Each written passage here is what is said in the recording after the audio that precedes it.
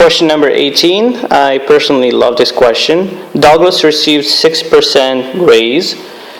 If his old monthly salary was $22.50, what is his monthly salary now? And then they gave you a hint, okay? So they're nice enough to give you that hint. Okay, now 6% raise.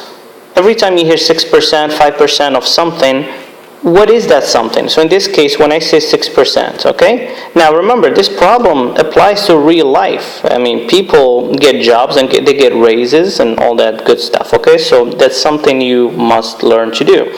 So when I say 6%, the question is 6% of what? Always ask this question, okay? Now in this case, this is his salary, $22.50, right? So obviously he's getting an increase in his salary. So 6% of $22.50. Okay? So your first step is to go ahead and find 6% of $22.50. So what you're going to do is, obviously off $22.50, so $22.50 is your base, and your is unknown, and your percent is 6% over 100, okay? So you're going to multiply 6 by $22.50, and the answer is 13,500, and then you're going to divide that by 100. And the answer is $135. Now notice in your answer choices a little trick here. You see how they put in that number? That's just to confuse you, okay? So be careful. Just because the calculator gives you certain numbers, it doesn't mean that's the correct answer, okay? So don't rush it. Use common sense.